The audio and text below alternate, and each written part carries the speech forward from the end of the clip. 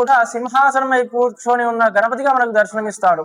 ఇకపోతే పురాణ విశేషాలను అనుసరించి గమనించినట్లయితే నారద పురాణంలో ఏ విధంగానైతే చెప్పిన ప్రకారం ఉందో ఆ విధమైనటువంటి ఆకారంలో కూడా మనకు స్వామివారు దర్శనమిస్తారు. అంటే ఆ ఆకారం ఎలా ఉంటుంది అంటే స్వామివారు మూషిక అసురుడితో యుద్ధం చేస్తారు. స్వామివారు మూషికాసురుడితో యుద్ధం చేసినప్పుడు తన కుడి దంతాన్ని బయటికి లాగుతాడు. అప్పుడు స్వామివారికి ఇక్కడ గాయం ఏర్పడుతుంది.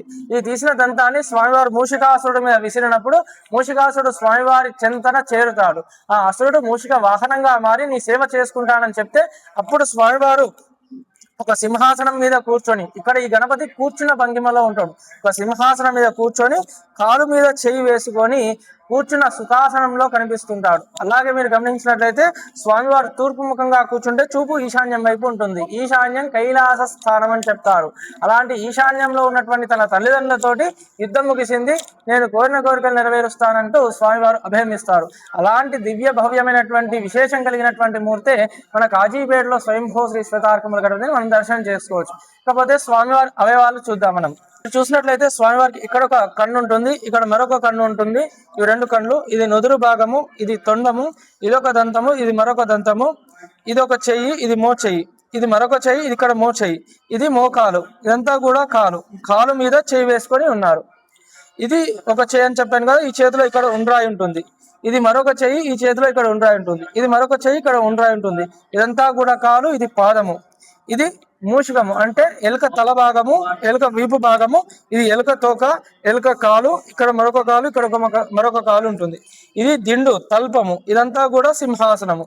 అంటే ఒక సింహాసనం మీద కూర్చున్న మహారాజు వలె మనకు స్వామివారి ఇక్కడ దర్శనం ఇవ్వడం జరుగుతుంది. అలాంటి మహారాజుని మనం దర్శనం చేసుకుంటున్నాము ఈ ఆలయంలో.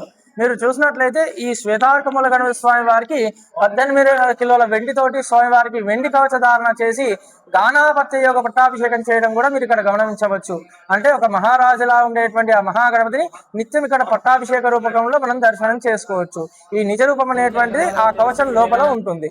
అలా ఈ ఆలయంలో శ్వేతార్కముల గణపతి స్వామి వారిని మహారాజు వలె నిత్యం గానాపత్య యొక్క పట్టాభిషేకంలో ఉన్నటువంటి మూర్తిగా మనం ఇక్కడ దర్శనం చేసుకోవచ్చు. అంటే ఒక రాజుని దర్శనం చేసుకోవాలంటే ఎన్ని వ్యయ ప్రయాసాలు పడతాయి. అంటే ఈనాటి కాలంలో చెప్పాలంటే ఒక ప్రెసిడెంట్ని కలవాలంటే ఎంత విశేషం వ్యవహారం ఉంటుంది.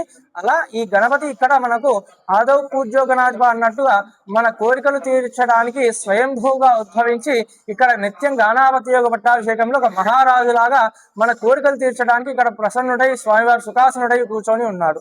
అలా ఈ ఆలయంలో మీరు శ్వేతార్కమూల గణపతి స్వామివారిని రజిత కవచ ధారణాయుధంలో సింహాసనారూఢులుగా స్వామివారిని ఇక్కడ దర్శనం చేసుకోవచ్చు.